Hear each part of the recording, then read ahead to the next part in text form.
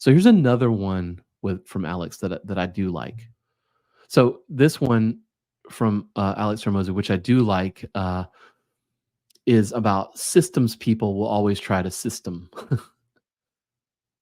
Had an accounting team in one of our companies who said, hey, can we have some software developers write some code to automate this task that we do? It takes us like 4 hours of manual input every week. I was like, wow, that's tough. And so I went to software developers and I said, hey, what would it take to do this? They're like, oh, we can do it in 14 days. It's 5,000 a day, FYI. And so the accounting team was like, great, can you sign off on this? I was like, okay, hold up. 14 days times $5,000, 70 grand. You work for 4 hours a week on this thing. You make $70,000 a year. So 10% of your paycheck gets allocated towards this task. So $7,000. So in order for me to get a return on this 14-day quick automation system, it would take me 10 years. And that's a pretty shitty return. And that assumes that nothing changes over the next 10 years in our business that would cause us to have to update this thing, break fix because we switch systems. And I think you can get where I'm going with this. Of course, it made no sense. But the quote, systems people will systematize without considering the long-term consequences of why they're even doing it to begin with. They just get OCD about shit and they just want to system everything. But all they do is slow people down.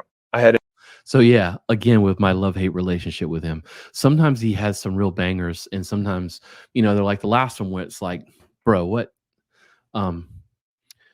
So this one, I've encountered this myself with people I work with over the years, and I'm going to sound a little arrogant here, but I've been in business for myself for 25 plus years, and I've worked with a number of people in different positions, and often the ones that are technically business educated in a university setting, who have studied it and not necessarily lived it, will always want to systematize. And then also any sort of business thing that you attend or books you read or whatever, they're going to talk about build systems. There's a couple of great gym resources, which Alex Ramosi comes from, the gym business side of things, but there's a couple out there who they're always talking about build systems, and systems are good. You need a playbook on how things are done, but he's right.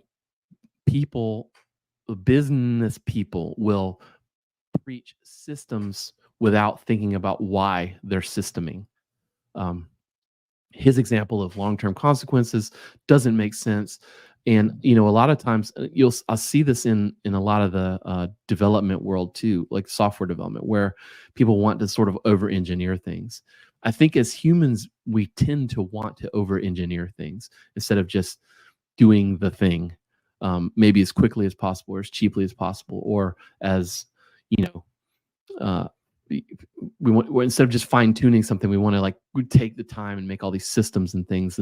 And you got to realize that doing that thing also takes the time, right? So in his example, if doing the thing takes less time than making the system and then doing the thing, then what's the point? Like you're missing the point. You're missing the point of why we're here.